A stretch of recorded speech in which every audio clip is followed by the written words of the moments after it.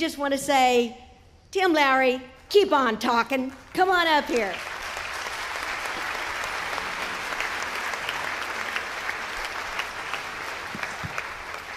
Do y'all know Miss Meadows and the girls?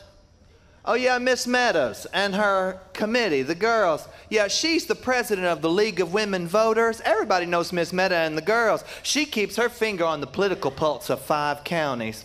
A while back, Brother Fox was down at Miss Meadows' house, and he'd come around asking for her support. He was going to run for magistrate.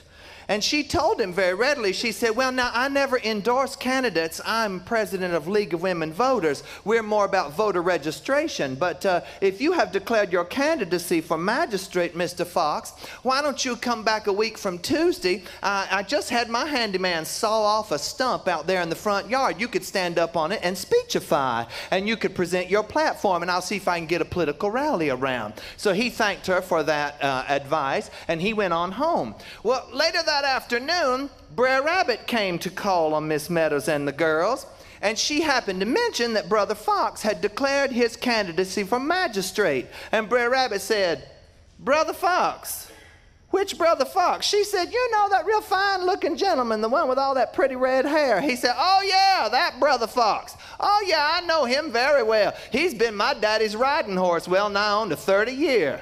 She said, get out, Brer Rabbit. I don't believe a word you say. He said, no, that's for true. Yeah, I said, now that my daddy done passed, he's my riding horse. I ride him wherever I want to go most every day. And she said, I never know what you're carrying on about. He said, no, that's gospel truth. I tell you what, I don't think that it's a good use of the democratic process for him to run unopposed. So get word to Brother Fox that I'm going to run again for that position of magistrate. And we won't have a stump speech a week from Tuesday. Let's have a proper debate, and we can both present our platforms and argue fine points. She said, that'll be fine. And you're going to see me, Miss Meadows, you're going to see me come riding Brother Fox right down the road in front of your house. She said, I ain't going to believe it till I look upon it with both my eyes. He said, you just wait, you just wait.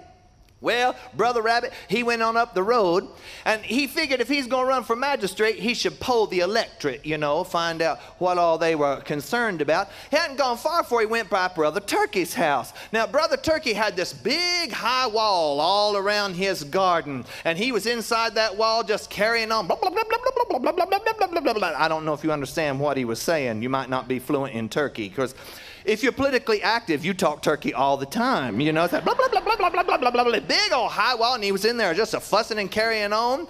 What he was upset about, property rights. He said the reason he needed that big high wall around is because John Deere kept chasing Jane Doe right across his property and kept stomping all over his tomato vines, and he didn't like that one bit.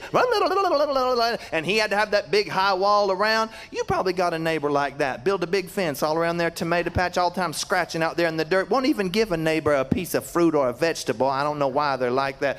Brother Rabbit, he didn't say anything. He just took it all in. He went on down the road.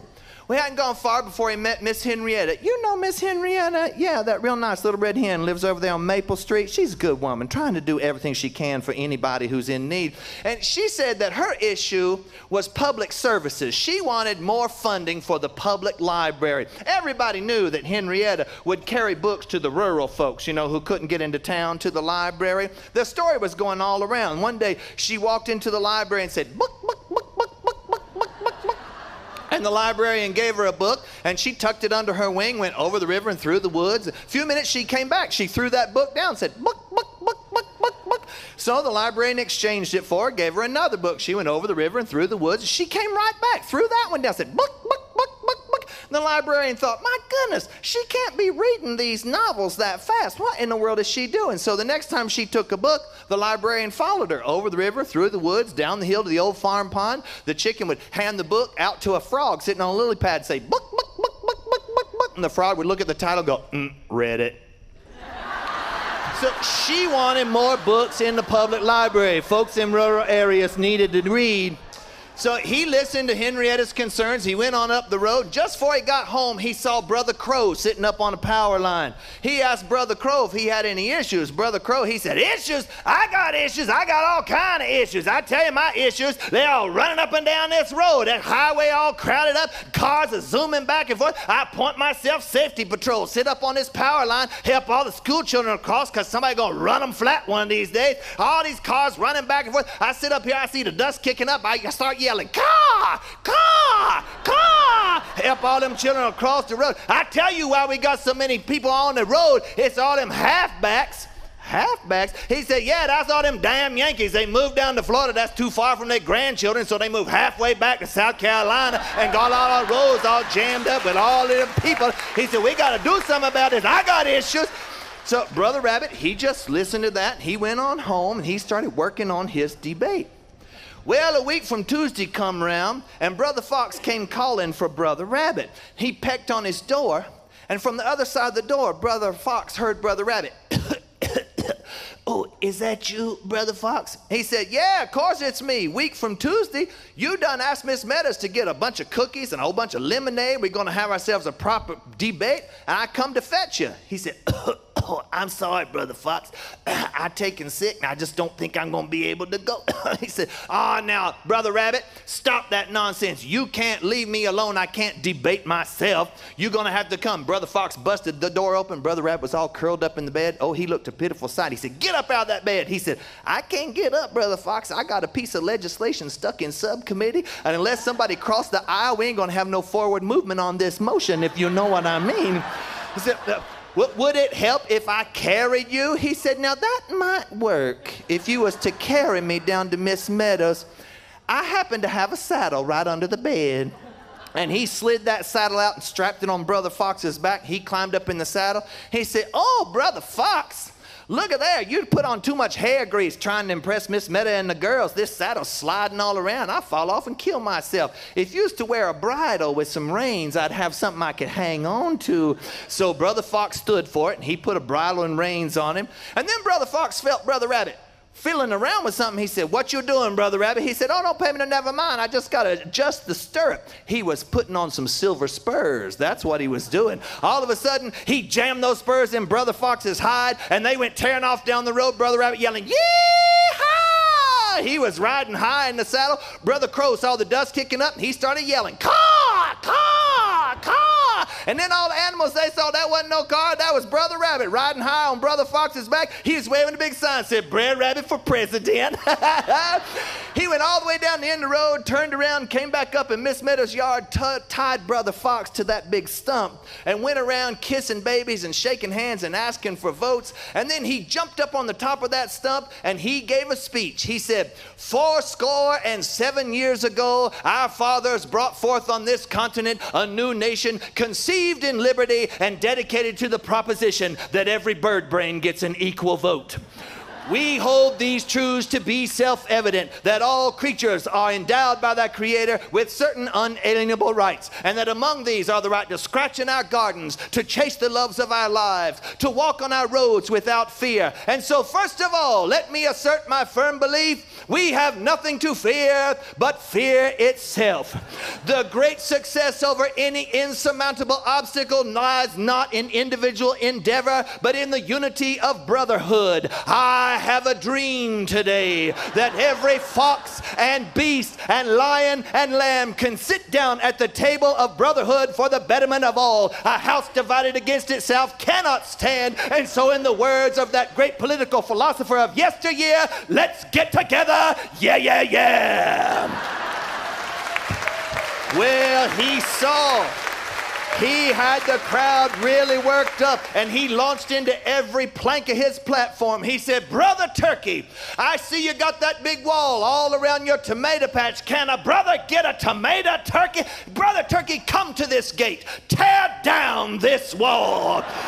And John Deere, when you go to chasing Jane Doe across Brother Turkey's property, mind his tomato vines. I'm telling you, John Deere, the buck stops here.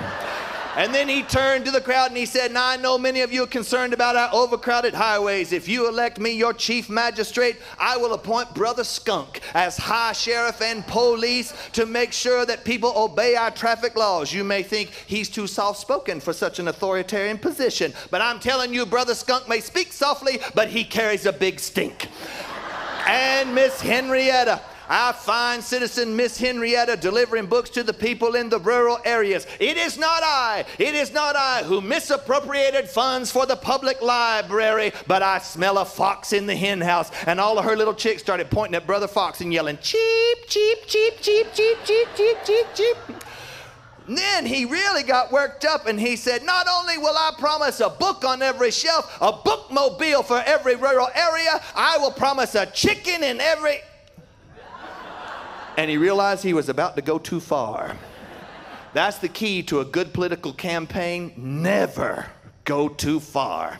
So he finished with the classic and he said, ask not what you can do for your county, but what your county can do for you. And the confetti came down and the balloons went flying up. It was more exciting than when Whitney Houston sang God Bless America at the Super Bowl.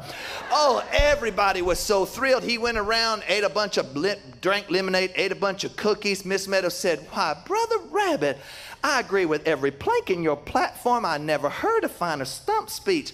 And sure enough, you do ride on Brother Fox. It seems like everybody else around here already knew that, but I had never seen it. I never knew that. He said, well, Miss Meadows, that just goes to show you not everything you see on Fox is news.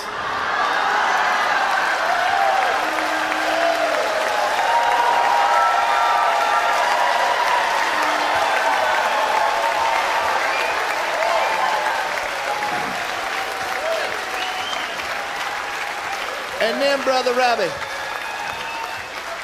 Rabbit picked up another cookie, popped it in his mouth, and he said, you might be wondering how I built such a fine platform. Well, you know, I talked to all our feather friends because recent history shows you put out a tweet first thing in the morning, you be headline news the rest of the day. He went on up the road. Well, Brother Fox busted loose and took off chasing him. Well, he ran up into a log to get away from Brother Fox, and he hid there, and Brother Fox tried, never could get him loose. And finally, Brother Fox went home, and Brother Rabbit started to climb out of that log, and he realized he was stuck. He had eaten so many cookies, drunk so much sugary lemonade, he is stuck up in that log, big and fat, and he said, I'm gonna die. Right up in this log. There ain't nobody knows where I'm hidden. I'm just gonna die right here. After I die, they'll find my body. Brother Buzzard will come round, sign the death certificate. He's the coroner, you know. And he got to thinking about all the things he had done in his life, how he had stole vegetables from people's gardens, and how he had made a fool of Brother Fox, and lately how he had gone into politics, and that made him feel so low, he walked out of that log with headroom and went on home to win magistrate.